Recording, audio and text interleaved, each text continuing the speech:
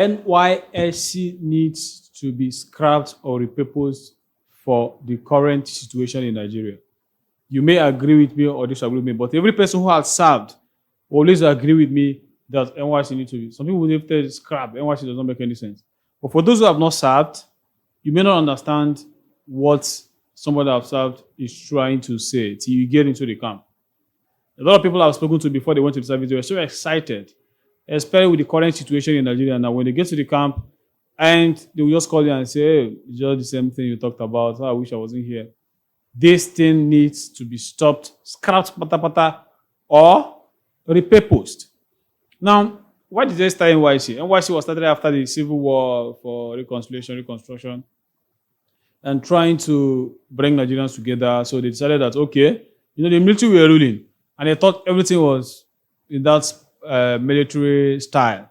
Okay, once you are done with your service and you are transferred to another state of Nigeria, that by doing so, you will be able to learn about those culture, learn about the people, and have a feeling of how diverse and how rich the Nigerian is. And with that, you become a better citizen of Nigeria. And tomorrow, maybe when you are sitting in the position of authority, you'll be able to understand how diverse and deep this our system is. But was it working? Maybe then. But during this our time, it's really not working. Because has it actually helped a lot of people? Yes, no. You understand? If you worked from that the 1970 era to maybe the 1980s. But what we're seeing now, this is a waste of people's time. Just imagine some people finish school and instead of going to look for what they will do, they have to wait for like some schools, you have to wait for over 2 years before you go to service. And some people have to wait till they get that they are discharged later before they do anything they want to do with their life. Now, the problem we are facing in Nigeria now is quite different from what we faced in 1970. Urgently, what we need more than any other thing now, also need unity as we needed it then, but the economic welfare of the citizen is at the forefront of everything. This is the poverty capital of the world. And this thing should be proposed to do other things. Now, let's go to the payment. Buhari made it 33K, and now Tinubu has actually made it above 70K. And now, the whole thing is, although he said he has approved this, but the arrears should be paid at any time they start paying, maybe at the end of this month, or I don't know, the end of this month, but it hasn't been approved. It has been approved. Now, even with the 70K they're going to pay them, let's assume you eat a plate of food, just a meal for 800 naira, which you hardly get in a lot of the places. Now, if you do that, let's say 800 naira for 3 times a day is 2,400. When you do 2,400 times 30, that is 72,000 naira. You get? If you do the same thing for like, even if you say you're buying food for 500 naira, which is most unlikely, even if you buy food 500 naira and you do it, let's say 500 naira every day, 1.5. You see it? So when you go for every 10 days, you have 15,000. Every 30 days, you're going to have 45,000. So with your 70K, you still have at least you have 25,000 left with your money. So it's still very small. You have to transport yourself to the place of your PPA. You have to do other things. What are you going? But where will you buy food 500 per meal? It's most unlikely in the current Nigeria now. But this is just hypothetical stuff. I'm just playing around here. But this thing is just suffering most people.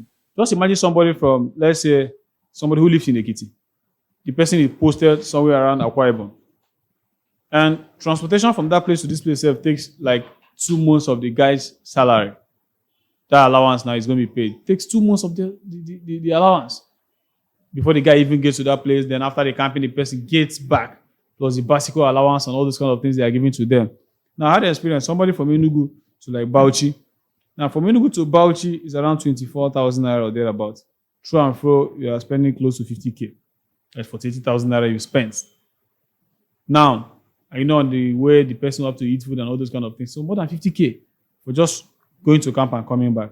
Meanwhile, the person will receive 33K. I'm not talking about the person coming back again and then going back to the PPA full time. Oh man, come on. This person would have spent close to like 100K. That is more than 3 months salary with the 33,000 naira. So something needs to be done about this. And I've always advocated for, if not scrap, let's repurpose it. These people should spend this year first, instead of spending 3 weeks in the camp, let them spend like 3 months learning something in those camps. My best time in NYC, like I had serious contact with people from other ethnic group, was during my camping. In the camp at night, we had serious discussion, political, economic, and all. I will never forget a lot of people. That was the first time I got a lot of the understanding about the North. I can remember I served in Nasarawa, and in our camp, I had people from Adamawa. I can't remember his name, but he made all of us understand, people from the South, to understand that. He said that we had a lot of tribes in the North. He said he's from Adamawa, and Adamawa has more than 40 tribes within the state. And we had a lot of things then. That was when we had serious conversation about a lot of things. We listened to each other. At night in the camp, it was all about politics, this, and we had a very civil conversation. Had a lot of friends from the camp. Now imagine if we spend like 90 days together. You understand? Because that's where you have a lot of people together.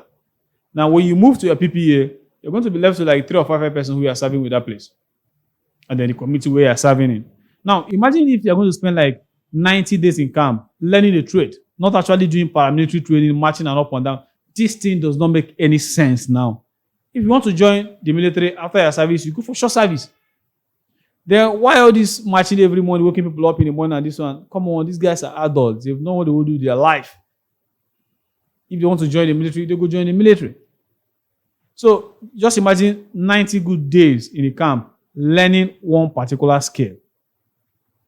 Let it be any other thing. Let this thing be done, and the federal government sponsors that kind of thing. Now, what it means, like in the first 90 days, you learn something. At the end of the day, they join you in the group and you do like a project. And then, as you are leaving that car, federal government gives you at least 500K. I'm not even demanding for 1 million. Each of those people you've trained for the last 90 days, give them 500,000. Just imagine what 4 persons will do with their money. 4 people can come together, and just form a company, and then start from there. It will be better than all this going to camp after marching up and down. I don't know what they're going to come to do anyway. After marching up and down for 21 days, doing some other cultural dance and all those kind of things, the time, and then you are shifted to one place. Actually using people who are not actually trained to teach. I studied Nigerian. I was in the classroom for the good 10 months I served. There are people who want this teaching. If you people are looking for teachers in secondary school and all those ones, there are a lot of jobless people in Nigeria. Go hire them so they will go and teach. People who study education, who know how to teach, who are passionate about this thing. I don't understand the rationale behind sending people to school, sending people to this place. Because a lot of people now are in school.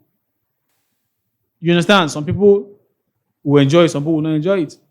So, if we must make something out of this NYC, and I think the Oga Prezo can do it. Everybody is talking about skill acquisition, entrepreneurship, and all those kind of things. Yes, once you're a graduate, you want to go to that place, you can make it optional. Every person that wants to go to, you can even extend it to NCE. Once you are done with your NCE, you can go for the compulsory, not actually compulsory, but a national kind of training. Convert those NYC centers to training centers, entrepreneurship centers, make it very comfortable for them to spend the next, so just can come to instill discipline and all those kind of things. If they're waking up in the morning without the match, you can wake up in the morning to make sure that people are in camp, and then they stay there for the next 3 months. A lot of great things will happen if we have this kind of system, not actually having people doing what I don't know in camp.